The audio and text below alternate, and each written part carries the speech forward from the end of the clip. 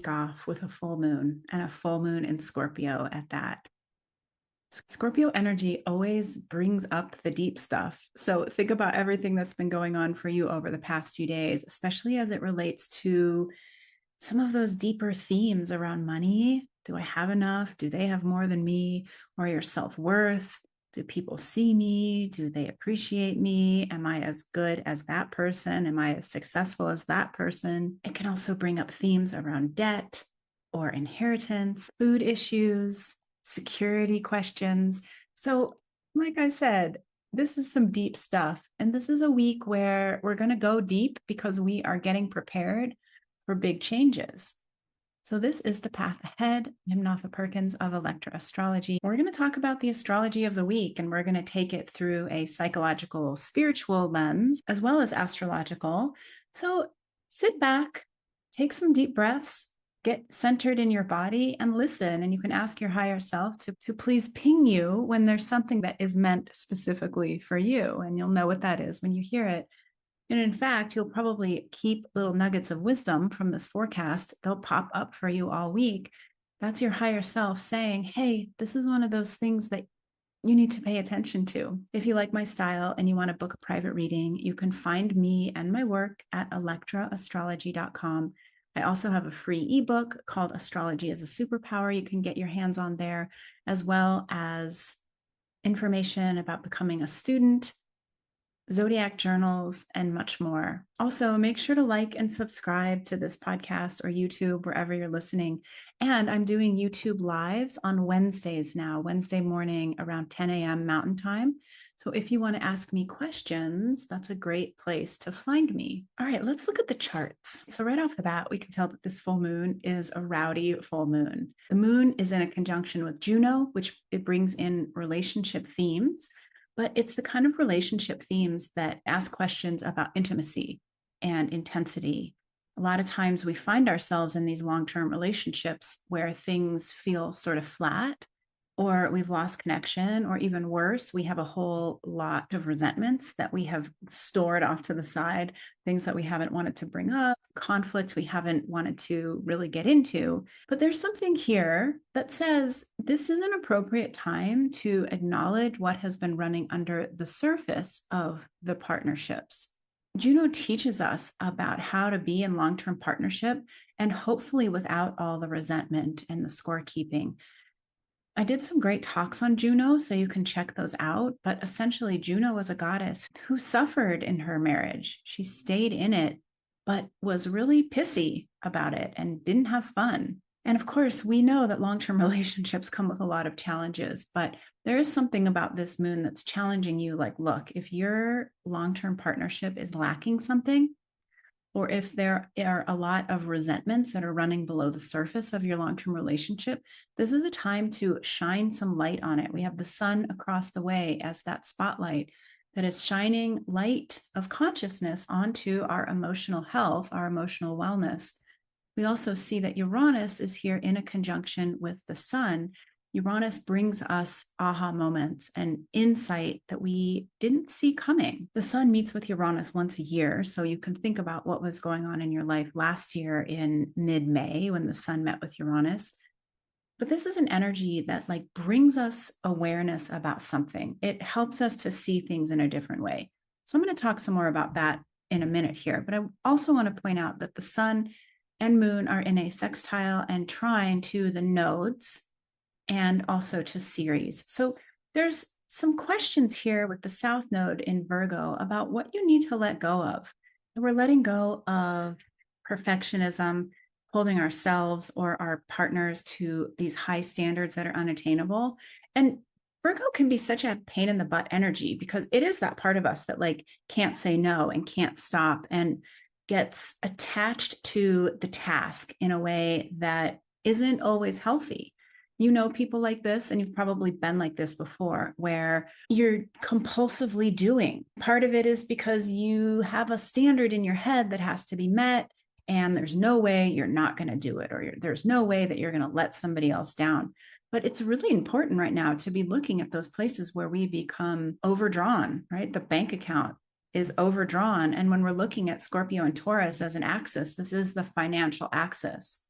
So we don't want to be overdrawn financially. We don't want to be in debt, which can also be an energetic debt. And we also don't want to throw off our sense of safety and security by working so hard that we're just exhausted.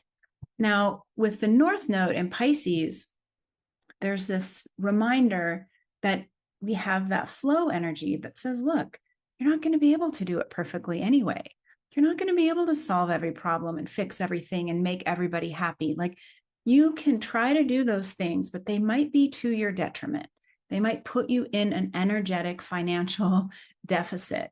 And you want to be building your wealth, building your wellness by moving into flow. So be watching this week for where the clear flow is. You know, we don't want to swim upstream. It's more work. We want to be able to go with wherever our life, our higher self, our consciousness is leading us. And that's part of what the Sun conjunct Uranus is going to help you to see. It's going to help you bring some clarity in some way to, like, what is the direction of the flow here? We also see with this full moon that there's a yod on it from Jupiter and Chiron. Jupiter and Chiron tag teaming. They like each other. They go really well together. Jupiter is who helped release Chiron from his pain and suffering. But we do bring in the themes of, like, what hurts and what needs to be expanded. What is causing you pain, and how can you change your perspective on it, especially as it relates to that moon energy, which is our emotions and how we feel. Now, remember, we're not looking at emotions like this is the final and most important piece of information, but we are challenging ourselves to feel a little bit like, what's underneath this resentment that I have? Or how did I get to this debt? Or how did I end up with so much debt? Or why do I always feel like my value is dependent on what other people see in me? So these are deeper questions. So this is a week of deep introspection if you're willing to go there. And I think, why not? What are we doing here if we're not trying to understand our lives and ourselves a little better, right? On the 13th, we have Ceres in a conjunction with Saturn. So I have been talking a lot about Ceres last week, and then I did a Ceres live on YouTube, which you can look at. It's still up. We have both Ceres and Saturn at 29 degrees of Pisces. 29 is a really powerful degree because it's a finalizing energy. It says, hey, there's something here that you want to pay really close attention to. So this could be having better boundaries around your health, around how you treat your body. This could be acknowledging that your body is an oracle and has information to bring to you that is independent of your mental info or even the emotional info. The body's a whole other piece that is here telling you what is best for you, giving you guidance, saying, hey, this doesn't work, try this instead. We have to pay attention to it if we want to get that info because it's very subtle. And the conjunction with Saturn, I think, brings us into an organizing energy where maybe you start some sort of wellness practice that's very regimented. Maybe you decide to really step into your power and authority when it comes to your body, honoring it, paying more attention to it, listening to it, feeding it the foods that it really needs, watching out for things like comfort eating or overindulging or putting yourself last. So you'll have to see how this pops up for you. But there's something here that says your mind, your body, your soul is ready to get the lesson and, like, do the thing. No longer just talking about it, but, like, really putting in the loving kindness and the compassion to make something positive happen for your body, for your wellness, for this conduit. The body is such a conduit of wisdom and information, and it's really easy to ignore. Most of us don't pay that much attention to the body. I mean, when was the last time you took a long, conscious breath and just felt what it felt like in your body?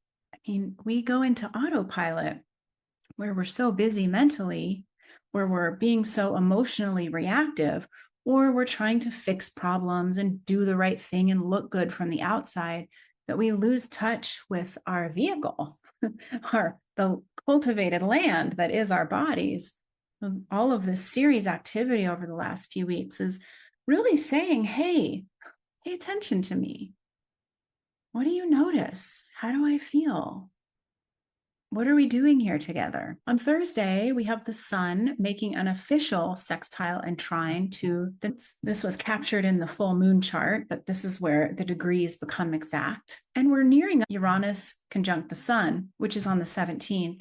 So when we have sun activity, which we have quite a bit this week, with the full moon, the relationship to the nodes, the conjunction with Uranus, we are looking at questions about who we are, what we're doing here, what we bring to the table, who we take ourselves to be, how loud of an influence is the ego, that part of us that says, I want to be perceived like this. I want you to see me like that. You know, when the ego gets really loud, it's an indication that we've lost touch with our core connection to who we are, with our heart.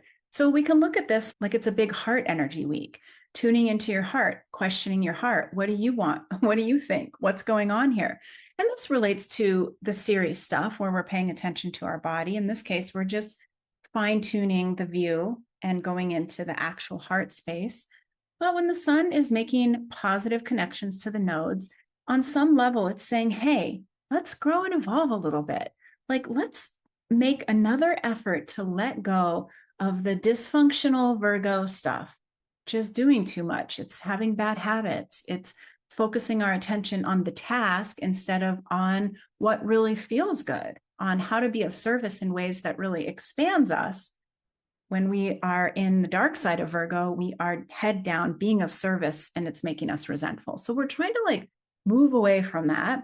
And again, we're moving toward a deeper, more comprehensive understanding of how the world works, what our spiritual connection is, how we relate to the invisible realms, connection with the land, connection with the air, connection with our bodies, connection with higher power. Something really important this week about tuning into the heart and just plugging in anything that's come unplugged when it comes to your heartfelt connection to these things that are greater than us, that aren't so human and so boring, so empty, right? Like, what do we really get when we just keep showing up and doing the tasks?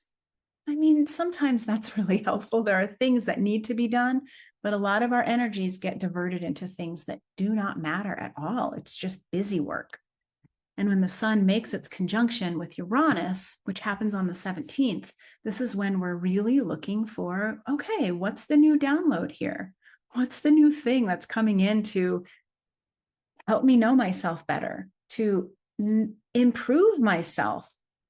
Not improving from a Virgo way, which says you have to be perfect and here's how, but improving in a revolutionized way. Like, wow, this is going to be better. This is going to be more fun, more interesting, more connective. So look for that this week because there's a lot of that energy in the field. I also want to point out that Ceres is now changing signs into the sign of Aries. Ceres will very soon hit Neptune. So we'll be talking about that too. But notice if you feel that you have more energy. That's one thing about Ceres moving through Pisces is I think it's left a lot of us feeling energetically depleted, like we are tired, we're foggy, we don't have as much energy as we've had. And no, that's because Ceres says slow down. It's not about always being in action and moving. It's about quieting and creating stillness for yourself so that you can learn to listen to your body. Now, when Ceres moves into Aries, it becomes far more energetic, and we will hopefully have access to more of that energy, especially once it clears Neptune. On May 17th, we also have Mars in a square to Mercury. These are in fixed signs. You might just want to watch for stubbornness that comes up, like thinking that you're right, insisting that you're right. And the encouragement here is to, with Mars and Leo, it's like tune into your heart. What does your heart have to say? And then with Mercury and Taurus, tune into your body. And what does your body have to say? Our heart and our body don't lead us astray nearly as often as our mind does or as our warrior does, right? The warrior is like, I'm going to fight for what I think is right. And the mind is like, no, I know the facts. We just got to watch out for those two things getting too involved and butting heads with other people, with our own ideas. And we have to say, let's tune in. Let's see what the real answer is here when I disengage from my reactivity and my mental mind. Let's see what's going on. On Sunday, we have Jupiter making a square to the nodes at the same time that Chiron is making a quincunx, or an inconjunct, to the south node. Jupiter reminds us that you got to change your mind. You have to be flexible with your information. You have to take a different perspective when possible. So huge, do not believe everything you think week, especially as it squares the nodes, because this is always a challenge of growth.